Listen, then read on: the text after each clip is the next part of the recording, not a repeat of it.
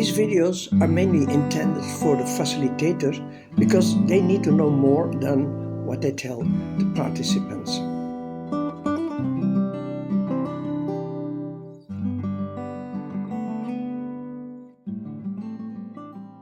Hi, I'm Robbie, and for the last 50 years I've been active as cultural promoter. I was realizing exhibitions and developing educational projects, and in the early 80s I was one of the first to bring exhibitions with art specially made for children. And it also turned out that I was the first to have an art rental for children. Now I'm retired and taking it easier, but of course I couldn't refuse the invitation from one to help her with her Da Nang Art for Children gallery.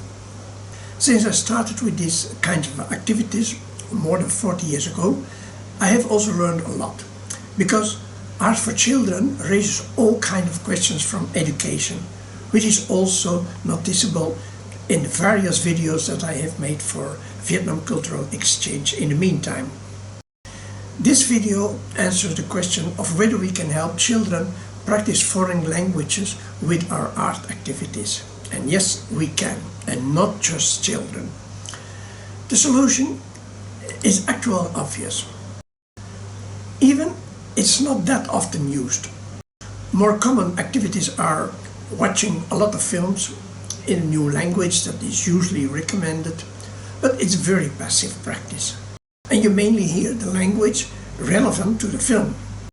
A more effectively activity is conversing with others, but then the subject and the tone are partly determined by others.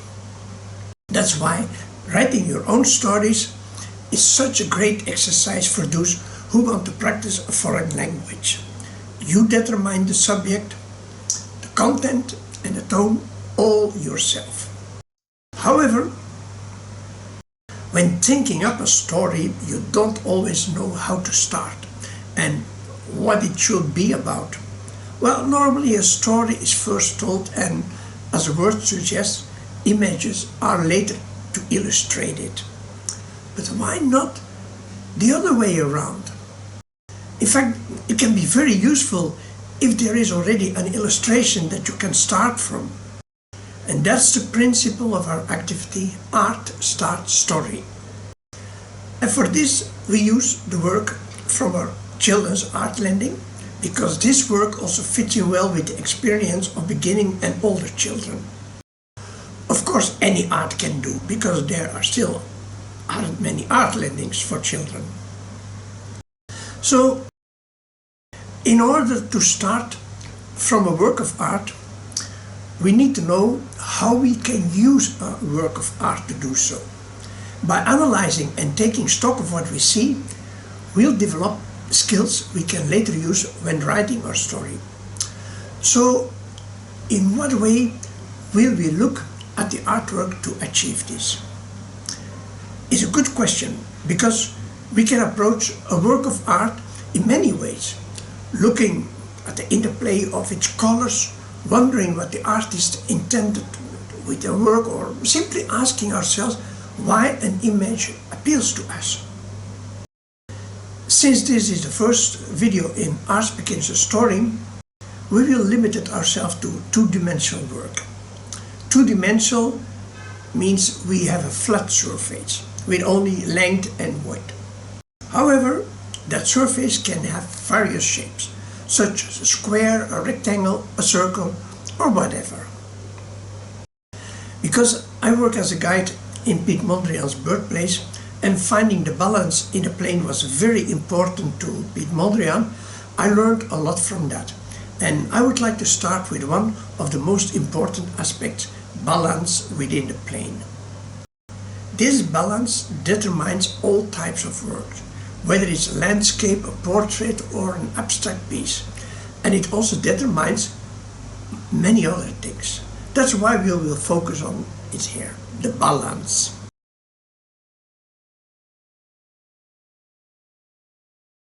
Suppose we draw a vertical line exactly in the middle of the area. Then we have two halves that are precisely in balance. And that's it. Pretty boring. There's no need to change anything. What's imbalanced tends to remain in that state and therefore doesn't react to anything. Whereas we can actually get to know something because it reacts to something external, even if we don't know why it reacts that way. That's the principle of the black box theory. Just try out something and see how the black box react. Something that is perfect and doesn't react is actually not interesting at all. It's precisely the imperfection that makes something interesting, that sets in emotion. We also know this from music, where a perfect rhythm is also quite boring. We get swing or lingering music by emphasizing just before or just after the perfect beat. A very famous is blue tone, the pitch that is sung or played against the tone that is expected. In our example, it only becomes interesting when we move the line slightly off the center. Then the balance is disturbed and we notice it. When the balance is only slightly disturbed, we usually don't have a problem with it, because it doesn't take much effort to correct in our minds. It has something charming, something very individual, especially when it can be described as perfect imperfection. This can be the case with just a single line in a plane. If we place that line too far from the center, the balance is disturbed, but if we then draw a thick dot on the other side, the balance is restored. You can also restore the balance, for example, with a colored stroke, and that's what artists do. With some strokes, the balance is disturbed, and with the others, it is restored. This work is by Rung Bin Ling in the Hanoi Museum, is a beautiful example. On the right, we see Uncle Ho. The restored balance, we see that the left is painted very dark.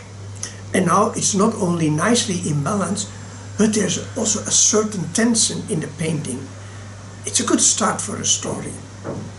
So, portraits are usually centered. And when we consider the portrait as a backbone of the story to be written, it also takes center stage. How do you make someone stand in the center and yet not in the center? Painters often solve this very creatively. Here we see how Koos Bronsveld comes up with a beautiful solution, which is actually possible due to the subject's age. For an older person, you have a different solution, as Ed Langeveld shows. Both approaches are also applicable to your story. You can simply introduce your main character, but you can also bring them into your story from outside. Piet Mondrian, with his abstract works, did a great deal of research into this.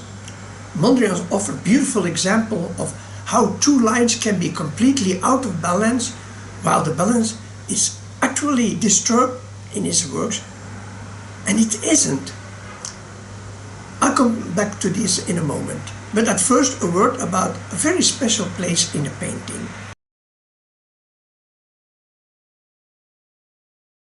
When the line is in the middle, the areas on either side of it are in balance. If we shift that line, the balance is lost. But something very strange happens.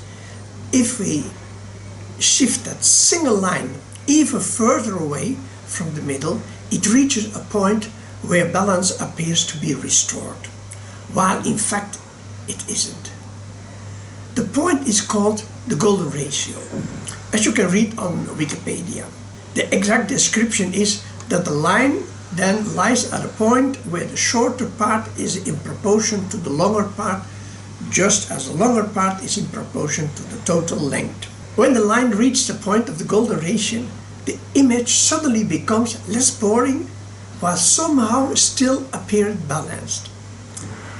And for the golden ratio, it also implies that perfection is boring and less interesting. I think the best way to see is that the golden ratio is the standard from which you must deviate. It's generally assumed that we somehow like the golden ratio because we frequently encounter this ratio in nature. Not only that we find these ratios in nature, it turns out that we also find this ratio elsewhere. A famous example is a Fibonacci number sequence. In that sequence, each subsequent number is the sum of the preceding numbers.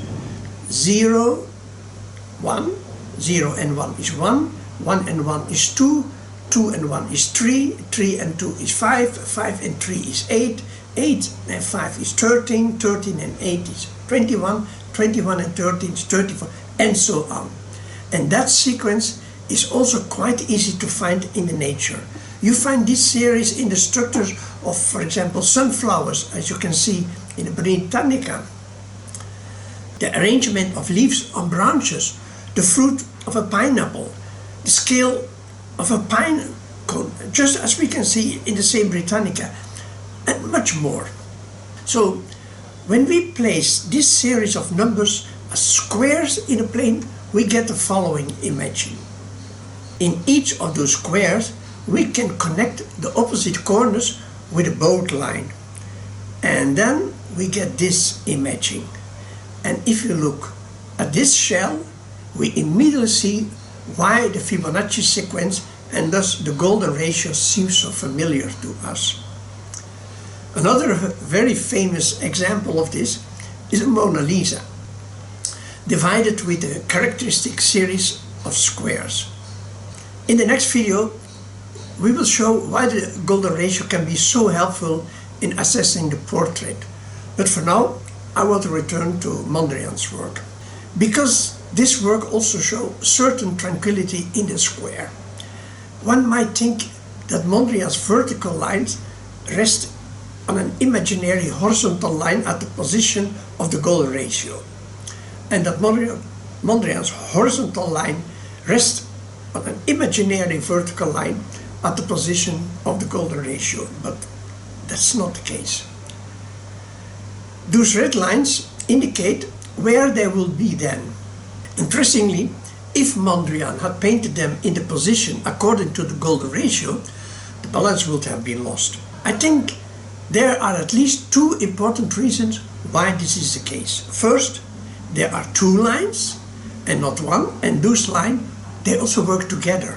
Nevertheless, the lines are not far from where they could or they should be when he had painted them according to the golden ratio. And that's the second important aspect. It makes an image interesting when it deviates from what would be perfect. Mondrian sometimes spent months intuitively finding the right spot. If it turned out it wasn't, he just would scrap and repaint, and that scrapping and repainting is clearly visible in the original works. Since we are going to use the image to write a story and discuss the importance of the golden ratio in detail, the question naturally arises whether this ratio can also be found in text. Well, as far as I know, there hasn't been any groundbreaking research on this, but it has certainly been discussed. There are a few different aspects that could be considered. First, regarding the story as a whole. Where should the focus of the story be? At the beginning, after which the rest of lags behind? At the very end, and it's suddenly over? The middle is also a bit strange, so what do you end up with then? What might be a good place for the focus? Indeed. And what applies to the story as a whole, of course, also applies to the individual sentences. And there's a difference between written and spoken text. Written text is grammatically correct. Well, not mine, but that's another point. Spoken text follows the laws of sound and speech, which can sometimes be quite different. For my videos, for example, I try to avoid all the difficulty to pronounce words, or replace words that don't sound right. Which words that mean the same thing but are easier to pronounce or make the sentence sound or written better. It's not always a success, but at least I try to do it well.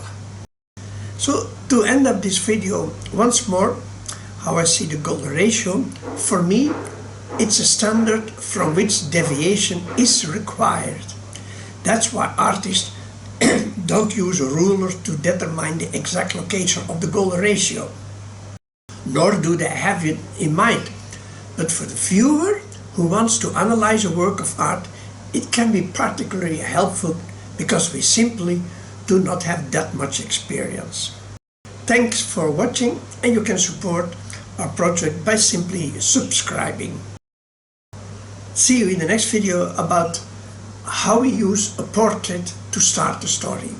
Xin chào.